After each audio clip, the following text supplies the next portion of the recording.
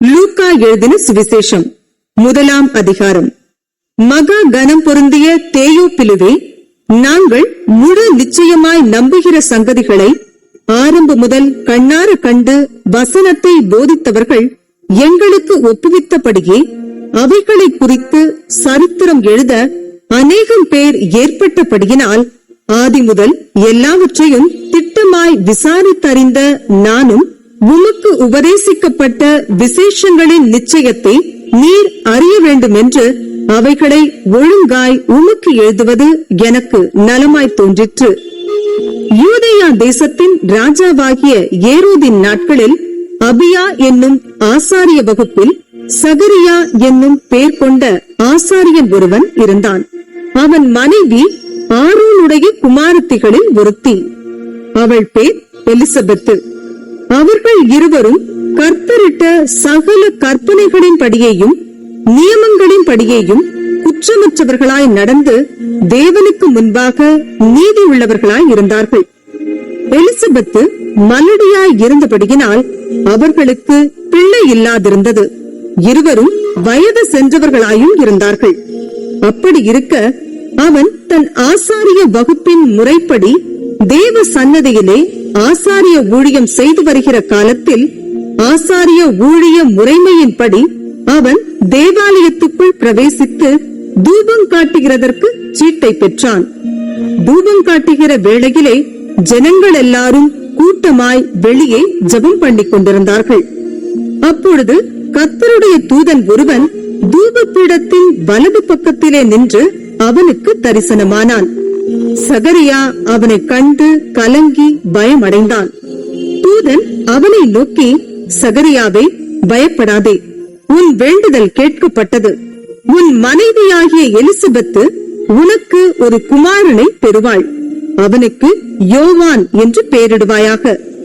உனக்கு சந்தோஷமும் மகிழ்ச்சியும் உண்டாகும். அவன் பிறப்பின் நிமித்தம் அநேகர் சந்தோஷப்படுவார்கள். அவன் கர்த்தருக்கு முன்பாக பெரியவனாயிருப்பான்.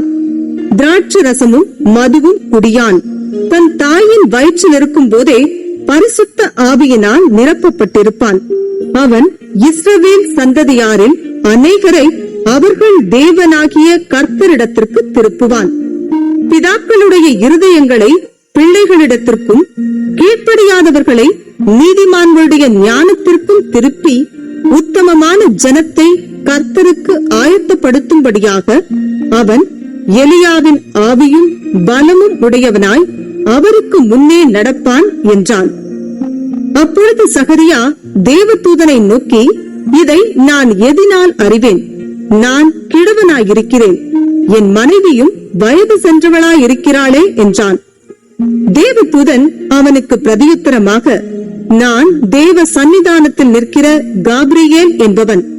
உன்னுடனே பேசவும் உனக்கு இந்த நற்செய்தியை அறிவிக்கவும் அனுப்பப்பட்டு வந்தேன். இதோ, தகுந்த காலத்திலே நிறைவேறப் போகிற என் வார்த்தைகளை நீ விசுவாசியாதபடியினால் இவைகள் சம்பவிக்கும் நாள் மட்டும் நீ பேசக்கூடாமல் ஊமையாயிருப்பாய் என்றான். ஜனங்கள் சகரியாவுக்கு காத்திருந்து அவன் தேவாலயத்தில் தாமதித்ததினால் ஆச்சரியப்பட்டார்கள். அவன் வெளியே வந்தபோது அவர்களிடத்தில் பேசக்கூடாமல் இருந்தான். அதனாலே தேவாலயத்தில் ஒரு தரிசனத்தை கண்டான் என்று அறிந்தார்கள். அவனும் அவர்களுக்கு சைகை காட்டி ஊமையாயிருந்தான்.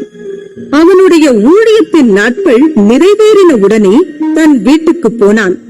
அந்நாட்களுக்கு பின்பு அவன் மனைவியாகிய எலிசபெத்து கர்ப்பவதியாகி ஜனங்களுக்குள்ளே எனக்கு உண்டாயிருந்த நிந்தையை நீக்கும்படியாக கர்த்தர் இந்த நாட்களில் என்மேல் கடாட்சம் வைத்து எனக்கு இப்படி செய்தருளினார் என்று சொல்லி 5 மாதம் வெளிப்படாதிருந்தாள்.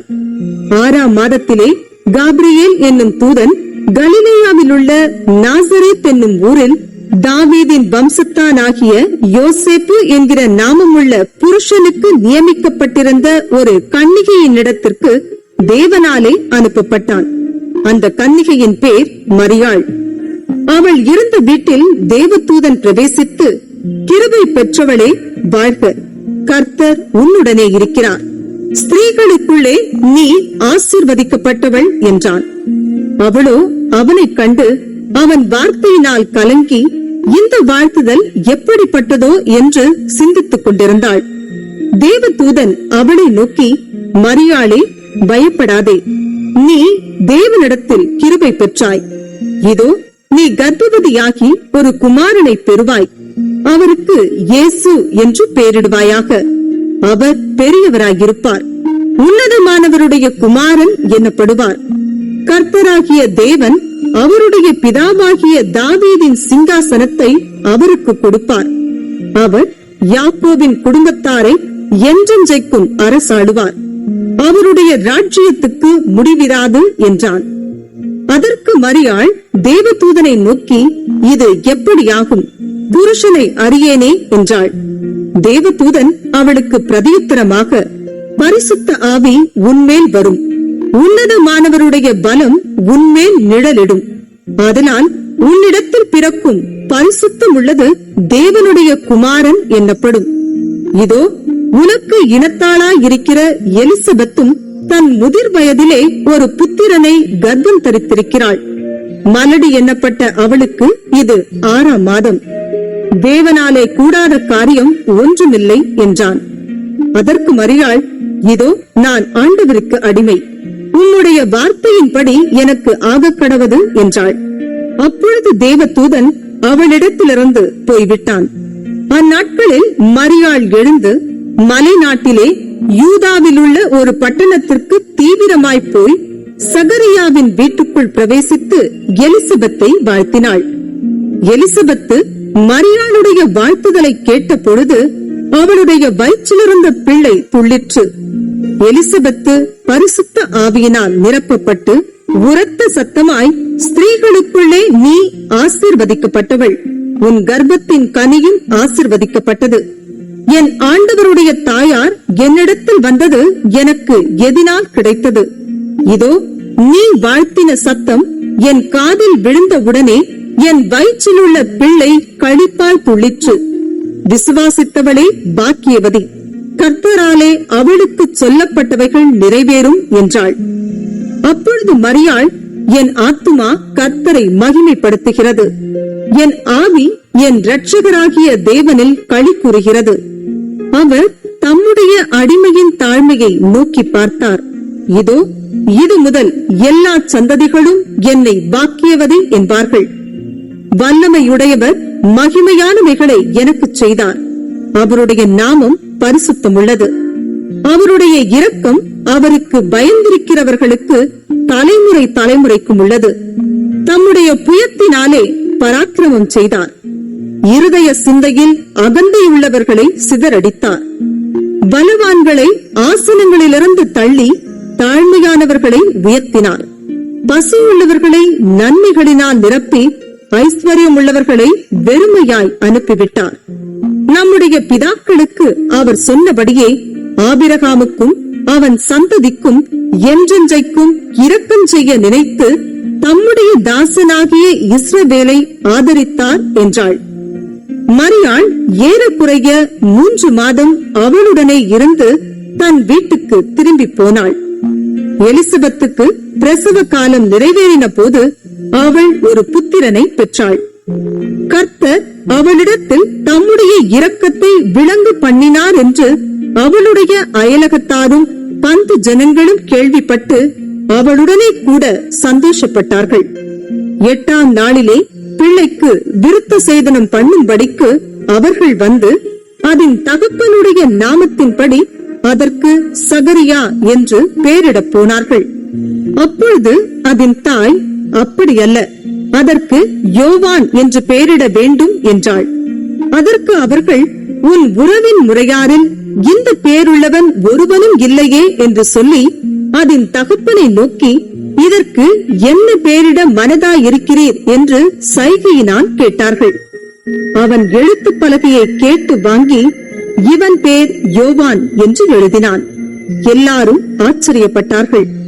உடனே அவனுடைய வாய் திறக்கப்பட்டு அவனுடைய நாவும் கட்டவிழ்க்கப்பட்டு தேவனை ஸ்தோத்திரித்து பேசினான். அதனால் அவர்களை சுற்றி வாசமாயிருந்த யாவருக்கும் பயம் உண்டாயிற்று. மேலும் யூதேயாவின் மலைநாடெங்கும் இந்த வர்த்தமானங்கள் எல்லாம் சொல்லிக் கொள்ளப்பட்டது.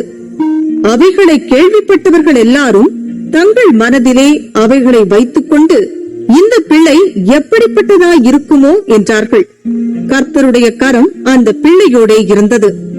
அவனுடைய தகப்பனாகிய சகரியா பரிசுத்த ஆவியினாலே நிரப்பப்பட்டு தீர்க்க தரிசனமாக, இஸ்ரவேலின் தேவனாகிய கர்த்தருக்கு ஸ்தோத்திரம் உண்டாவதாக, அவர் நம்முடைய பிதாக்களுக்கு வாக்குத்தத்தம் பண்ணின இரக்கத்தை செய்வதற்கும் தம்முடைய பரிசுத்த உடன்படிக்கையை நினைத்தருளி உங்கள் சத்துருக்களின் கைகளினின்று நீங்கள் விடுதலையாக்கப்பட்டு உயிரோடிருக்கும் நாளெல்லாம் பயமில்லாமல் எனக்கு முன்பாக பரிசுத்தத்தோடும் நீதியோடும் எனக்கு ஊழியம் செய்ய கட்டளையிடுவேன் என்று அவர் நம்முடைய பிதாவாகிய ஆபிரகாமுக்கு இட்ட ஆணையை நிறைவேற்றுவதற்கும் ஆதி முதற் கொண்டிருந்த தம்முடைய பரிசுத்த தீர்க்கதரிசிகளின் வாக்கினால் தாம் சொன்னபடியே தமது ஜனத்தை சந்தித்து மீட்டுக் கொண்டு நம்முடைய சத்துருக்களினின்றும் நம்மை பகைக்கிற யாவருடைய கைகளினின்றும் நம்மை ரட்சிக்கும்படிக்கு தம்முடைய தாசனாகிய தாவீதின் வம்சத்திலே நமக்கு இரட்சணிய கொம்பை ஏற்படுத்தினார். நீயோ பாலகனே, உன்னதமானவருடைய தீர்க்கதரிசி என்னப்படுவாய். நீ கர்த்தருக்கு வழிகளை ஆயத்தம் பண்ணவும் நமது தேவனுடைய உருக்கமான இரக்கத்தினாலே அவருடைய ஜனத்துக்கு பாவ மன்னிப்பாகிய ரட்சிப்பை தெரியப்படுத்தவும் அவருக்கு முன்னாக நடந்து போவாய்.